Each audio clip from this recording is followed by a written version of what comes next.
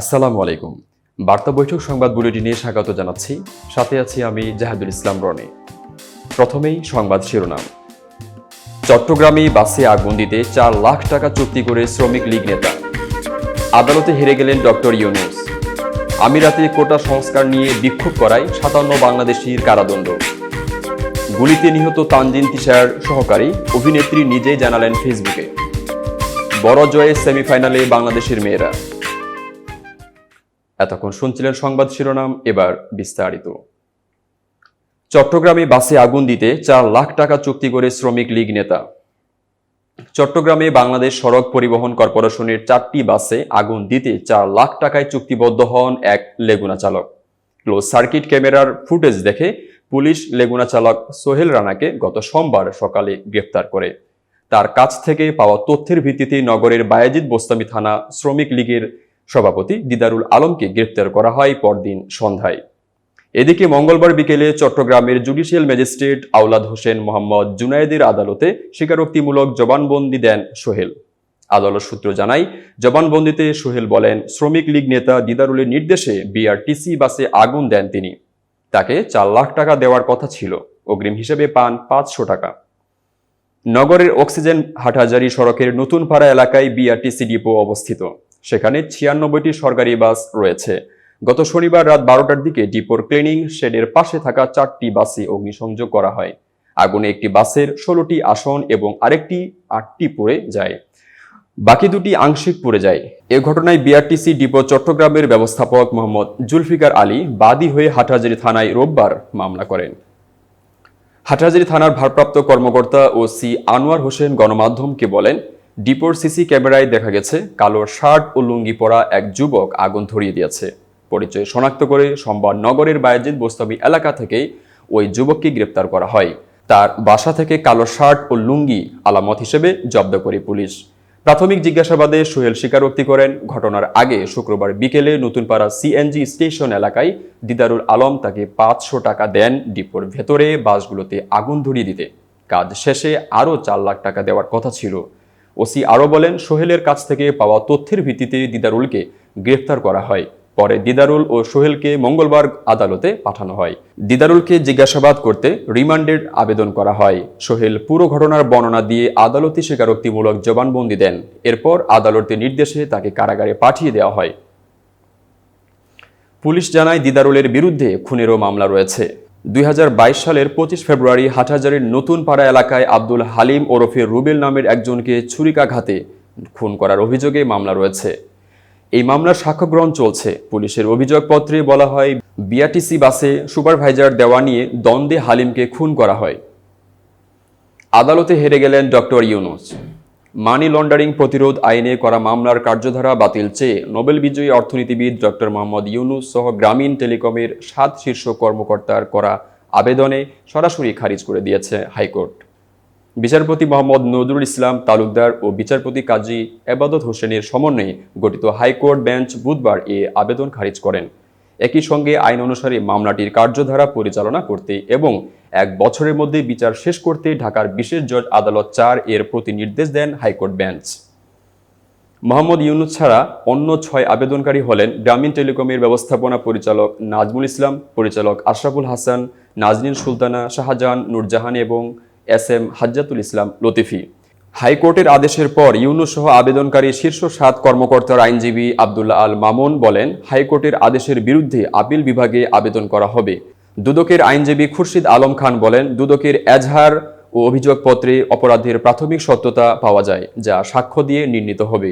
High court মামলা বাতিল চেয়ে করা আবেদনটি সরাসরি খারিজ করে দিয়েছেন, ফলে মামলার কার্যক্রম চলবে। আমিরাতে কোটা সংস্কার নিয়ে বিক্ষোভ করায় ৫৭ বাংলাদেশির কারাদণ্ড। কোটা সংস্কার আন্দোলনের প্রতি সংহতি জানিয়ে সংযুক্ত আরব আমিরাতে বিক্ষোভ করায় ৫৭ জন বাংলাদেশিকে বিভিন্ন মেয়াদে কারাদণ্ড দিয়েছেন দেশটির একটি আদালত। তাদের মধ্যে ৩ জনকে যাবজ্জীবন, ৫৩ জনকে ১০ বছর এবং বাকি একজনকে ১১ বছরের কারাদণ্ড দেওয়া হয়েছে।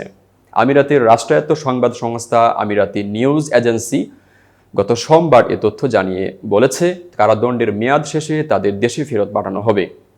WAM এর প্রতিবেদনে বলা হয়, এই ব্যক্তিরা তাদের নিজ দেশের সরকারের বিরুদ্ধে বিক্ষোভ করছিলেন। একজন প্রত্যক্ষদর্শী নিশ্চিত করেছেন যে বাংলাদেশ সরকারের নেওয়া সিদ্ধান্তের প্রতিবাদে তারা সংযুক্ত আরব আমিরাতের বেশ কয়েকটি সড়কে বড় ধরনের বিক্ষোভের আয়োজন করেছিলেন। সংযুক্ত আরব আমিরাতের অনুমতি ছাড়া যে কোনো ধরনের বিক্ষোভ নিষিদ্ধ।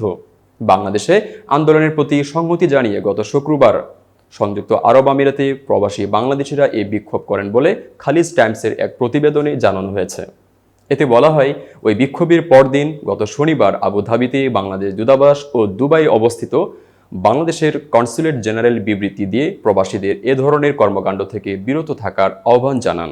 গত সোমবার এক আলাদা বিবৃতিতে আবুধাবির বাংলাদেশ দূতাবাস জানায়, আমিরাতে 10 লাখের বেশি বাংলাদেশি বসবাস করেন। তারা শান্তিপ্রিয় ও কঠিন পরিশ্রমী। তাই যেসব মুষ্টিমেয় প্রবাসী বাংলাদেশি বেআইনি কাজ করেছেন তারা বাংলাদেশের প্রতিনিধিত্ব করেন না। প্রবাসী বাংলাদেশিরা আমিরাতকে নিজেদের দ্বিতীয় আবাস মনে করেন। তারা স্থানীয় আইন, বিধিবিধান, প্রথার প্রতি সম্পূর্ণ শ্রদ্ধাশীল। ইউএইর পররাষ্ট্র মন্ত্রণালয়ের তথ্য মতে আমিরাতে বিপুল সংখ্যক বিদেশি নাগরিক বসবাস করেন। পাকিস্তান ও ভারতের পর দেশটিতে সবচেয়ে বেশি প্রবাসী বাংলাদেশের। গুলিতে নিহত তানজিন তিশার সহকারী অভিনেত্রী নিজেই জানালেন ফেসবুকে, গত কয়েকদিন ধরে দেশে ইন্টারনেট সেবা বন্ধ রয়েছে। এতে ইন্টারনেট নির্ভর সব কার্যক্রম বন্ধ আছে। গতকাল মঙ্গলবার রাতে ইন্টারনেট সেবা স্বল্প পরিসরে চালু হলে দেশের অনেককে ফেসবুকে সক্রিয় হতে দেখা গেছে। এ সময়টাই অভিনয় শিল্পী তানজিন তিশা তার দেওয়া ফেসবুক পোস্টে আপনজন গুলিতে নিহতের খবর দেন। ফেসবুক পোস্টের মাধ্যমে তিশা জানিয়েছেন, সম্প্রতি মারা গেছে তার সহকারী আলামিন। গতকাল রাতে তিশা তার ভেরিফাইড ফেসবুক পেজে তথ্যটি নিশ্চিত করেছেন বলে বেশ কিছু সূত্রে জানা গেছে। সহকারী আলামিনের সঙ্গে কয়েক স্থিরচিত্র ফেসবুকে শেয়ার করে তানজিন তিশা লিখেছেন, একটা না দুইটা গুলি কি করে নিয়েছে এই বাচ্চা ছেলেটা। আলামিন কোনো দল অথবা কোনো কিছুর সঙ্গে জড়িত ছিল না। ওর বিগত 4 বছর জীবনটা আমার সঙ্গে, আমার কাজের ও আমার পরিবারের সঙ্গে কেটেছে। ওর জীবনে কোনো পাপ নেই। খুব ছোট্ট একটা মানুষ। এই 4 বছর আমার কাছ থেকে বড় হতে দেখলাম। দোয়া করবেন সবাই আল্লাহর কাছে যেন সুন্দর জীবনে থাকে। তিশা তার ভেরিফাইড ফেসবুক পেজে তথ্যটি নিশ্চিত করেন। ফেসবুক পোস্টে সহকারী আলামিনকে নিয়ে তানজিন তিশা স্মৃতিকাতর হয়ে লিখেছেন, আপনারা হয়তো সবাই ওকে আমার অ্যাসিস্ট্যান্ট হিসেবে চিনেন, কিন্তু ও আমার অ্যাসিস্ট্যান্ট নয়, ও আমার ছোট ভাই। গত 4 বছর ধরে ও আমার সঙ্গেই থাকে, আমার পরিবারে থাকে, পরিবারের অংশ হয়ে। আপুর কি লাগবে, আপু কি খাবে, আপু কখন ঘুমাবে, আপুর কখন কোনটা লাগবে, আপুর মনটা খারাপ, মনটা ভালো, সব কিছু এই ছেলেটাই জানতো আর দেখতো। আলামিন কোথায়, কখন, কিভাবে গুলিতে নিহত হয়েছে সে ব্যাপারে ফেসবুক পোস্টে কিছুই উল্লেখ করেননি তানজিন তিশা। এ বিষয়ে জানতে তার ব্যবহৃত মুঠোফোন নম্বরে খুদে বার্তা ও একাধিকবার কল করা হলেও কথা বলা সম্ভব হয়নি। তার ঘনিষ্ঠ পরিচালক রাফাত মজুমদার রিঙ্কু বলেন, সহকারীর মৃত্যুর পর তিশা মানসিকভাবে ভেঙে পড়েছেন। হয়তো এ কারণে ফোন রিসিভ করছেন না। তবে ঘটনা সত্য। শুনেছি গত শুক্রবার বিকেলে উত্তরা হাউস বিল্ডিং এলাকায় আলামিন গুলিবিদ্ধ হয়ে মারা যায়। শনিবার সকালে তিশা আমাকে ফোন দিয়ে কাঁদতে কাঁদতে খবর জানায়। ওর মনটা ভীষণ খারাপ। বড় জয়ে সেমিফাইনালে বাংলাদেশের মেয়েরা। নারী এশিয়া কাপের সেমিফাইনাল নিশ্চিত করতে হলে শুধু জয় নয়, বড় জয় দরকার ছিল বাংলাদেশি নারী দলের। মালয়েশিয়ার বিপক্ষে ব্যাটারদের দাপুটে পারফরমেন্সের সৌজন্যে তা পেয়েছে নিগার সুলতানার দল। শ্রীলঙ্কার ডাম্বুলায় আগে ব্যাট করা মুর্শিদা খাতুন ও অধিনায়ক নিগার সুলতানার 50-তে বাংলাদেশ 2 উইকেটে 191 রান করে। আন্তর্জাতিক টি-20তে এটি বাংলাদেশের দ্বিতীয় সর্বোচ্চ স্কোর। এর আগে 2019 সালের মালদ্বীপের বিপক্ষে 2 উইকেটে 255 রান করেছিল বাংলাদেশ। রান তারাই মালয়েশিয়ার মেয়েরা বেশি দূর যেতে পারেননি। 20 ওভারে 8 উইকেট হারিয়ে 77 রান করেছে দলটি। 114 রানের জয়ে রান রেটে থাইল্যান্ডকে ছাড়িয়ে গেলেন নিগাররা। বড় এই জয়ে নেট রান রেট বেড়ে যাওয়ায় নিশ্চিত হয়েছে আজ রাতে শ্রীলঙ্কা থাইল্যান্ড ম্যাচের ফল যাই হোক না কেন বাংলাদেশ বি গ্রুপে সেরা 2-এ থাকছেই। থাইরা লঙ্কানদের অবিশ্বাস্য রকম বড় ব্যবধানে হারিয়ে দিলে বাংলাদেশ গ্রুপ চ্যাম্পিয়নও হয়ে যেতে পারে। গ্রুপ রানার্স আপ হলে বাংলাদেশ সেমিফাইনালে খেলবে ভারতের বিপক্ষে। এতক্ষণ বার্তা বৈঠকের সাথে থাকার জন্য ধন্যবাদ। নতুন নতুন তথ্য ও সংবাদ পেতে বার্তা বৈঠকের ইউটিউব চ্যানেল ও ফেসবুক পেজের সাথেই থাকুন।